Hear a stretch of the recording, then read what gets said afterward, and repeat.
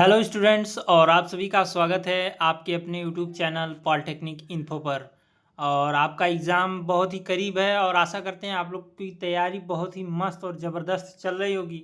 और उसी के बीच में हम एक ऐसी सीरीज़ एक ऐसा वीडियो आपके लिए लेकर आ चुके हैं जो आपके एग्ज़ाम में काफ़ी ज़्यादा हेल्पफुल रहेगा। जी हाँ, एग्ज़ाम में तुक्का कैसे लगाते हैं, तुक्का लगाने की बेस्ट ट्रिक्स क्या क्या हैं। जेई कब एग्ज़ाम में आपको ऑनलाइन एग्ज़ाम इस बार होने वाला है, ऑनलाइन एग्ज़ाम में तुक्का कैसे लगाएं, क्योंकि कोई भी स्टूडेंट हो कितना भी पढ़ ले सभी क्वेश्चंस का आंसर नहीं आ पाता है। ठीक है, ये तो फैक्ट है, सभी को सभी क्वेश्चंस का आंसर नहीं आ पाएगा, ये तो है ही। लेकिन उसी बीच में अगर हम थोड़ा सा तुक्का की तरफ ध्यान दें, तुक्का कैसे लगाते हैं, इसकी ट्रिक्स ट्रिक्स क्या है, लॉजिक क्या है, तो इन सारी चीज़ों को अगर हम देखेंगे तो कहीं न कहीं हम बेहतर अंक हासिल कर पाएंगे। ठीक है, और तुक्का लगाना कोई गलत बात नहीं है, तुक्का लगाना बहुत ही सही बात है। विकास दिव्यकीर्ति सर कहते हैं कि अगर कोई तुक्का आदमी नहीं लगाता है तो वह यूपीएससी का प्री एग्ज़ाम नहीं क्लियर कर पाएगा। ठीक है, ये फैक्ट है, आपको एग्ज़ाम में तुक्का लगाना ही पड़ेगा। ठीक है, चाहे निगेटिव मार्किंग हो या पॉजिटिव मार्किंग हो। ठीक है, तो आइए हम वीडियो को आगे बढ़ाने से पहले आपसे एक ही रिक्वेस्ट करते हैं, अगर आप जेई कब की तैयारी कर रहे हैं और आगे आप काउंसलिंग का जो भी गाइडेंस लेना चाहते हैं हमारे चैनल के थ्रू, तो आप हमारे वीडियो को एक लाइक और चैनल को सब्सक्राइब करके टेलीग्राम चैनल को ज्वाइन कर लीजिए, ताकि जेई कब से आई हर एक लेटेस्ट अपडेट का नोटिफिकेशन आपको सबसे पहले मिले। ठीक है, तो आइए हम बढ़ते हैं अपनी ट्रिक्स की ओर, धमाकेदार ट्रिक्स, निंजा टेक्निक्स की ओर, तुक्का लगाने की स्मार्ट ट्रिक्स। देखिए अब ज़माना आ गया है हार्ड वर्क का, नहीं है ज़माना, अब स्मार्ट वर्क का आ गया है। ठीक है, आप कम पढ़ाई करके भी अच्छा मार्क्स गेन कर पाएंगे, बस इन ट्रिक्स को फॉलो करिए, इन जो मैं स्ट्रेटजी बता रहा हूँ इन सारी चीज़ों को फॉलो करिए। ठीक है, तो सबसे पहली जो हमारी ट्रिक्स है उस पर चलने से पहले मैं आपको कुछ थोड़ा सा रिव्यू दिखा दूँ।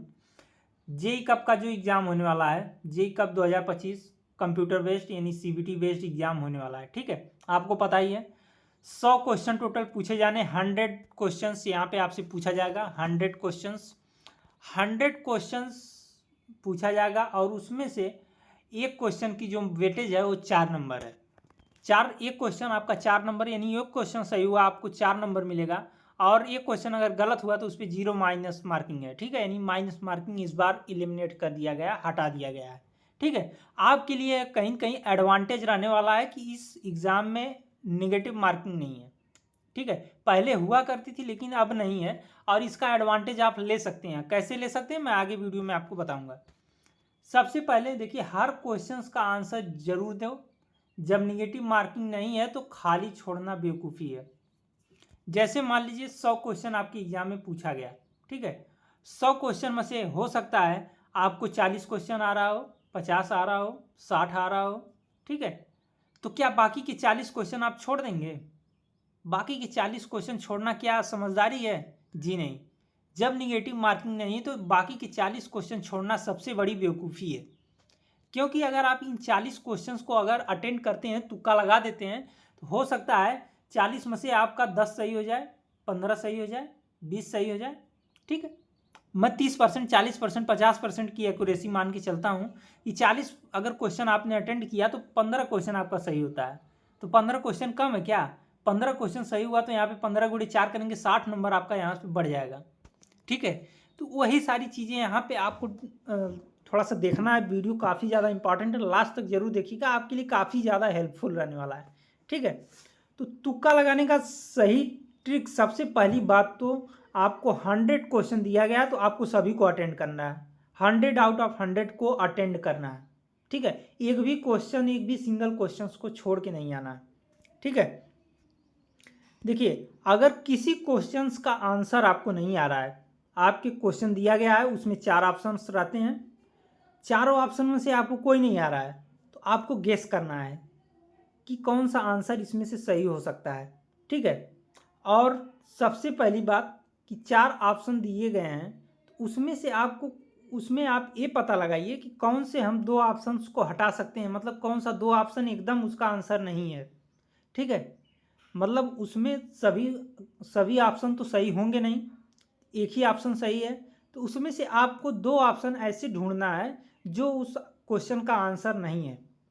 मान लीजिए ए, बी, सी और डी, आपने चूज कर लिया कि ए और डी आंसर नहीं होगा इसका, इस क्वेश्चन का, बी और सी में से कोई एक है, तो यहाँ पे आपको ट्रिक जो लगानी है वो ऑप्शन नंबर सी पे ही लगानी है। यहाँ पे 60% इसकी एक्यूरेसी रहती है। ठीक है, जैसे मैं आपको बता दूं 100 क्वेश्चन आपसे पूछा गया, तो 100 क्वेश्चन जो पूछा गया इसमें आपके पास 4 ऑप्शन है, ए, बी, सी, डी। ठीक है, ऐसा नहीं होगा कि 100 क्वेश्चन का answer A, B, C, D में से, ए, बी, सी में से होगा, इन्हीं तीनों में से होगा। ठीक है, ऐसा बिल्कुल भी नहीं होगा। आपका जो आंसर होगा वो चारों में से होगा, यानी कुछ का आंसर ए भी होगा, बी भी होगा, सी भी होगा, डी भी होगा, यानी 25-25% सभी के आंसर्स होंगे। ठीक है, 25% क्वेश्चन का आंसर डी होगा, 25% क्वेश्चन का आंसर सी भी होगा, 25% क्वेश्चन का आंसर बी भी होगा। इसलिए हमें सभी ऑप्शंस को देखते हुए काम को करना है, सभी ऑप्शंस को दिमाग में रख के काम करना है।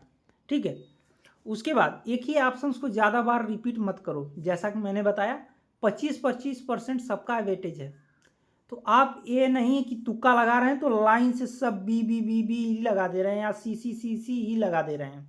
ऐसा आपको नहीं करना है, क्योंकि सबका वेटेज बराबर बराबर है, यानी 25-25% सबका वेटेज है। ऐसा नहीं कि सिर्फ ऑप्शन में सी ही है। ठीक है, यहाँ पे देखिए ह्यूमन नेचर होता है हर जगह बी भर देना, आपको बी नहीं भरना है, आपको थोड़ा डाइवर्सिफाई करना है। ए बी सी डी को सभी को यूज करो, गेस करो लगाते वक्त। ठीक है, ए बी सी डी सभी ऑप्शंस को कैरी करते हुए आपको चलना है। इलिमिनेशन मेथड को आपको लगाना है इस एग्जाम में। इलिमिनेशन मेथड, जो मैथमेटिक्स वाले होंगे वो जानते होंगे इलिमिनेशन मेथड क्या होता है। इलिमिनेशन मेथड क्या कहता है कि ए बी सी डी में से आप उस आंसर को इलिमिनेट करिए, उस ऑप्शन को इलिमिनेट करिए जिसका आंसर जो उस क्वेश्चन का आंसर नहीं है।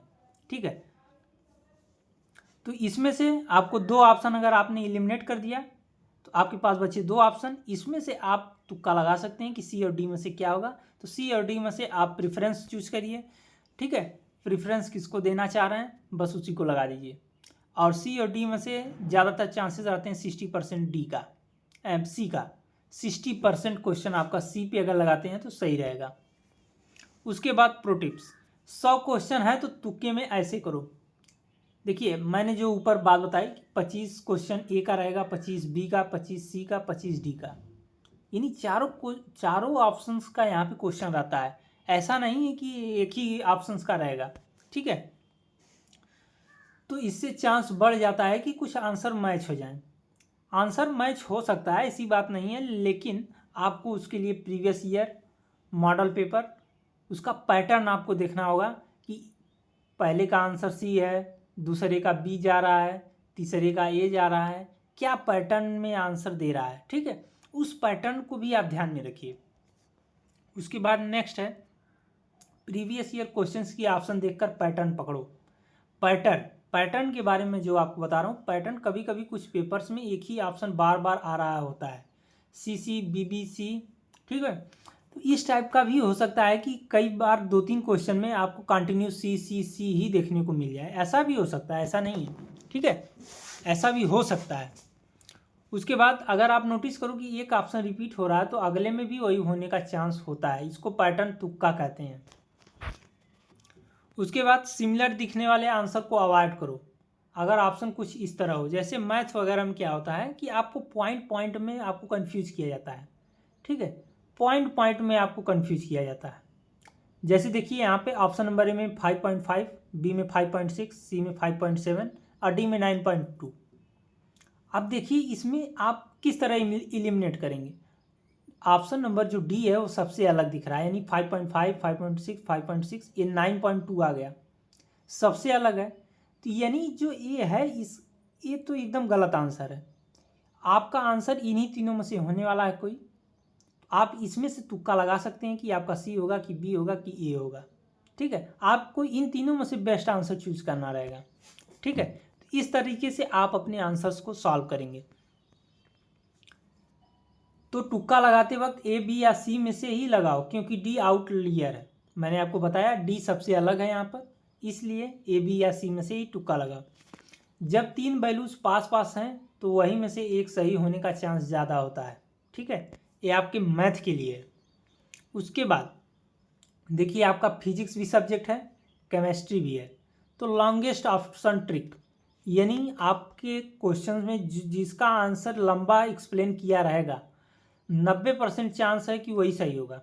ठीक है, क्योंकि ऑप्शन में जो आंसर सही रहता है उसी को एक्सप्लेन करके दिया गया रहता है। ठीक है, देखिए यहाँ क्या लिखा हुआ है, जब ऑप्शन कॉन्सेप्चुअल हो लाइक थियोरी या स्टेटमेंट तो कभी कभी सबसे लंबा ऑप्शन सही होता है, क्योंकि वो एक्सप्लेनेशन के साथ होता है। ऑप्शन में आपके एक्सप्लेनेशन के साथ दिया गया आंसर जो लंबा आंसर सबसे होगा वो आपका बेस्ट ऑप्शन हो सकता है। आप इसमें ध्यान देने की बात यह है जो सबसे लंबा आंसर हो उसको आप ट्रिक कर सकते हैं। ठीक है, जैसे यहाँ पे देखिए फोटोसिंथेसिस में लाइट लगती है। फोटोसिंथेसिस में एक केमिकल रिएक्शन है। फोटोसिंथेसिस प्लांट के लिए ज़रूरी है। अब यहाँ पे देखिए पूरी फोटोसिंथेसिस की एक डेफिनेशन ही दी गई है, is a process by which green plants convert light energy into chemical energy using chlorophyll, carbon dioxide and water. तो आपका जो बेस्ट आंसर होगा वो यही होगा, क्योंकि ये एक्सप्लेन करके दिया गया है। ऊपर जो ऑप्शंस हैं वो भी सही हैं, गलत नहीं है, लेकिन यहाँ पे जो एक्सप्लेनेशन है ये बिल्कुल बेस्ट है। तुक्का आपको डी पे ही लगाना है। फाइनल स्ट्रेटजी हमारी क्या रहने वाली है, अगर आपके एग्जाम में निगेटिव मार्किंग नहीं तो हमारी फाइनल स्ट्रेटजी क्या है, एलिमिनेशन करो अगर पॉसिबल हो। मैंने आपको बताया है कि ए बी सी डी में से आपको 2 ऑप्शन को एलिमिनेट करना है, बाकी बचे 2 ऑप्शन में से आपको गेस करना है कि कौन सा हो सकता है और उसी पे आप लगा दें। जैसे ए बी आपने एलिमिनेट कर दिया, सी और डी बचा है, तो इसमें से ज़्यादा चांस रहेगा कि सी आपका 60% यहाँ पे चांस रहेगा। ठीक है, और अगर डी को आपने एलिमिनेट किया, एक ऑप्शन को एलिमिनेट किया है, ए बी सी अगर है तो इसमें ज़्यादा चांस रहेगा कि बी रहेगा आपका। ठीक है, आप इस तरह से आप अपने आंसर्स को क्लासिफाई कर सकते हैं। हर क्वेश्चंस को अटेम्प्ट करो, आपको एक भी सिंगल क्वेश्चन छोड़ के नहीं आना एग्जाम में। ठीक है, अगर आपको 60 क्वेश्चन आ रहा है, जितना क्वेश्चन आपको सबसे पहले आ रहा है उतने क्वेश्चन को आप अटेंड करिए। जितना क्वेश्चन एकदम अच्छे से आ रहा है उतने क्वेश्चन को आप एकदम अच्छे से अटेंड कर लीजिए। उसके बाद बाकी बचे 40 क्वेश्चन को आप ट्रिक्स के माध्यम से, तुक्का के माध्यम से लगाइए। 40 में से अगर 10 भी सही हो गया तो आपका 40 नंबर यहाँ पे बढ़ जाएगा, और नेगेटिव मार्किंग तो है ही नहीं, तो आपका नंबर घटने वाला नहीं है। ठीक है, ऑप्शन डाइवर्सिफाई करो, रैंडम गेस नहीं, पैटर्न बेस्ड गेस करो। जो प्रीवियस ईयर पेपर सॉल्व करेंगे आप, उसमें जो पैटर्न दिख रहा है उस पैटर्न के अकॉर्डिंग आप गेस करिए। ठीक है, मॉक टेस्ट में भी तुक्का लगाने की प्रैक्टिस करो। अगर आपको तुक्का लगाने की प्रैक्टिस करनी है तो आप मॉक टेस्ट सॉल्व करिए। मॉक टेस्ट कैसे देना है, ठीक है, कंप्यूटर पे एग्ज़ाम कैसे ऑनलाइन होता है, कुछ बच्चे पहली बार दे रहे हैं, एग्ज़ाम कैसे ऑनलाइन होता है, आप ये सब देखने के लिए वीडियो चैनल पर ऑलरेडी आ चुकी है, जाके उसको विजिट करिए, देखिए, उसमें बहुत सारी चीज़ें आपको सीखने को मिलेंगी। ठीक है, बाकी दीजिए अब इजाज़त, अब मिलते हैं नेक्स्ट वीडियो में। Thank you.